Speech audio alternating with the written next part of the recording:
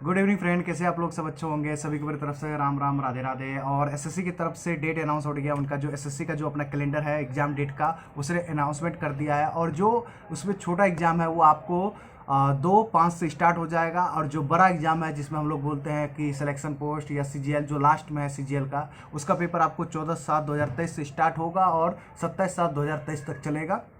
ये हो गई एक क्लियर बात। और उसके बाद आते हैं कि आपको प्रिपरेशन क्या करना चाहिए, नहीं करना चाहिए। देखो, सबसे पहली बात, आपका प्री तो एवरीवन निकाल ले रहा है। आज के डेट में मैं देख रहा हूँ कि मैक्सिमम बच्चे का प्रिपरेशन अच्छे लेवल का है और निकाल भी लेता है। बट मैं बार बार यही कहता हूँ कि कंप्यूटर सेक्शन आया है, एड वाई मेंस में बहुत सारे चेंजेस हुए हैं, क्योंकि उसने क्वेश्चंस की मतलब जो नंबर्स होते हैं उसको घटा दिया है। तो इसका मतलब उसने कंपटीशन को थोड़ा सा ईजियर साइड में रखा है।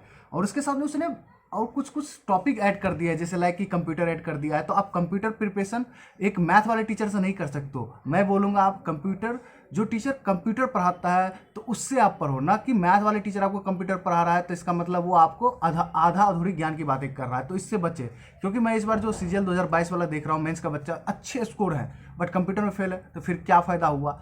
और कंप्यूटर में आपको एमएस ऑफिस वगैरह आपको वर्क करके पढ़ना पड़ेगा अच्छे से। उसके बाद आप अगर सीजीएल का पेपर दे रहे हो, देखो प्री में क्या हो रहा है कि मेंस में भी क्या हो रहा है कि जो बैंकिंग स्टूडेंट है, जो अदर मतलब सीजीएल छोड़ के जो अदर स्टूडेंट भरना चाहते हैं, तो उसमें क्या होता है कि एडवांस मैथ का डिफरेंस होता है। तो अभी से ही आप एडवांस मैथ पढ़ना स्टार्ट कर दो। उसमें देखो 6 से 7 ही चैप्टर है और जो कि बहुत इंपॉर्टेंट चैप्टर है। अब वहीं से मैक्सिमम क्वेश्चन पूछते हैं, जैसे ट्रिगो हो गया, सर्कल हो गया, ये सब जगह से बहुत सारे क्वेश्चन बनते हैं। एल्जेब्रा हो गया, यहाँ से बहुत सारे क्वेश्चन बनते हैं। और ये सब आपको यूट्यूब पे फ्री ऑफ कॉस्ट वीडियो पड़ा हुआ है। गगन प्रताप सर का आप देख सकते हो, उनका वीडियो पूरा बना हुआ है 20-20 घंटे का, 22-22 घंटे का, तब वहाँ से आप कर सकते हो। ठीक है। उसके बाद रीजनिंग उनका, अगर बैंकिंग वाले बच्चे हैं तो उनसे थोड़ा इजी आता है, बट कुछ भरवल रीजनिंग को अच्छा करना पड़ेगा, जिसमें फिगर बेस्ड वाले क्वेश्चंस आते हैं, तो उसको ठीक करना पड़ेगा। और इंग्लिश देखो ऑब्वियसली है, बैंकिंग से इजी आता है, आप नंबर यहाँ पे गेन कर सकते हो। और जो आपको बहुत बच्चा है बैंकिंग वाले बच्चे, जो सिलेक्शन लेने के बाद आप देखते होंगे उसके सीजीएल में भी अच्छे मार्क्स आ रहे हैं। तो क्यों आ रहे हैं? क्योंकि आपको बेवकूफ़ बनाता है यूट्यूब पे लोगों कि आइए 2 महीना में सिलेक्शन है। वो देखो सरस्वती जी उनके ऊपर बैठे हुए हैं। जो 2 महीने वाले बच्चे आते हैं ना, तो वो पहले से प्रिपेयर करके आए हैं। और वही 2 महीने वाले बच्चे ना आपको सीजीएल में भी स्कोर देते नजर आएगा, आपके बड़े बड़े एग्जाम में भी एग्जाम में भी रिजल्ट देते आएगा। तो ये लोग का तैयारी ऐसा नहीं है। हम लोग के साथ क्या हुआ है कि धोखा हो गया है। हम लोग को बोलता है ना कि मैथ बैंकिंग का अलग होता है, एसएससी का अलग होता है। भाई सिर्फ ये मैथ रीजनिंग को बांटने वाला काम ना ये लोग टीचर कर दिया है। सच बोलूं ना, मैथ का मतलब होता है कंप्लीट मैथ। वो अर्थमेटिक देखो पढ़ ही रहे हो, 6 चैप्टर के लिए आप सिर्फ सीजीएल को अवॉइड कर दे रहे हो। 6 से 7 चैप्टर के लिए, यही चीज हम लोग का ना बड़ा एक गलत पॉइंट है। ठीक है। और रीजनिंग में देखो, बैंकिंग का आप इतना बड़ा रीजनिंग पजल बनाते हो, सॉल्व करते हो, और वो छोटा रीजनिंग को नहीं बना पाओगे क्या? ये लोग बांट के ना बर्बाद कर दिया है। मैथ का मतलब होता है कंप्लीट मैथ पढ़ो, अर्थमेटिक भी पढ़ो, एडवांस भी पढ़ो। देखो 6-7 चैप्टर के लिए यार कोई 2-3 महीना यार एक्स्ट्रा देने से दे दोगे तो क्या हो जाएगा? हम लोग को इसमें फंसा दिया जाता है। हम लोग भी बेवकूफ़ हैं कि हम लोग भी सोचते कि अरे 2 महीना में रिजल्ट आ जाएगा। अब घंटा रिजल्ट नहीं आता है, वो फ्रस्ट्रेशन बढ़ते जाता है, दूसरे पर अप्लाई करते हैं, अरे हो नहीं रहा है। फिर जब 1.5 साल 2 साल 3 साल खींच जाता है तो फैमिली वाली बोलते हैं अरे क्या कर रहे हैं, दूसरा वैकेंसी भर दो। जब आप दूसरा वैकेंसी का सोचते हो तो अरे यार लगता है कि आप तो पढ़े नहीं हैं, अब इतना कम समय में कैसे हो जाएगा।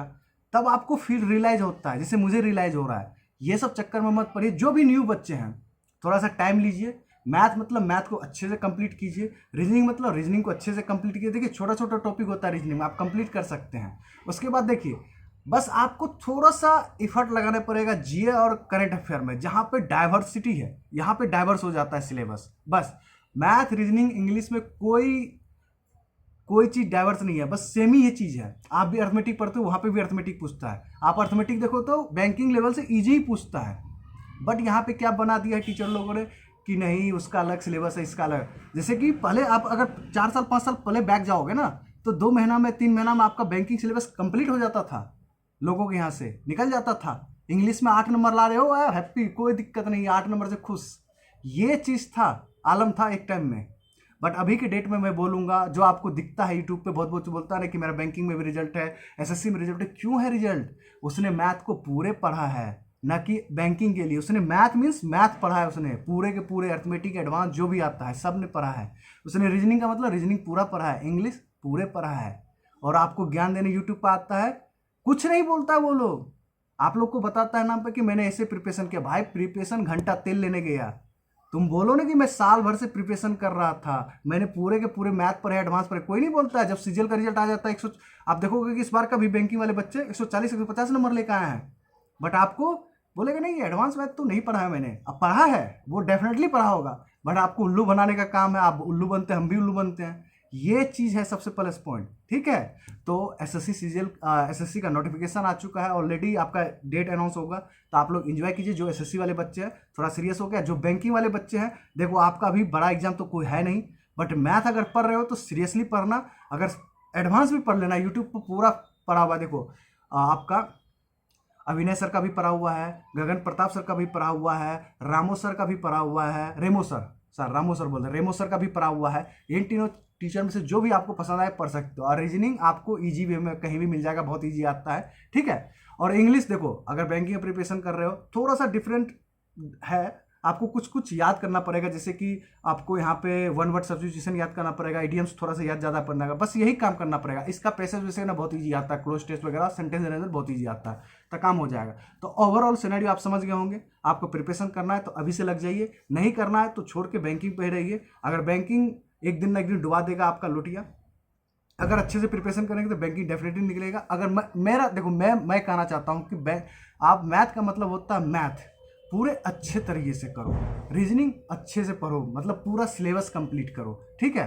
ठीक है, आज का वीडियो यहीं एडिट करते, थोड़ा सा बहुत ज़्यादा सुना भी दिया यार, तो अगर बुरा लगे तो माफ़ कर देना यार, छोटा भाई की समझ के, ठीक है। मिलते हैं नेक्स्ट वीडियो में। Thank you, tata, take care, bye bye, good night, सबा खैर।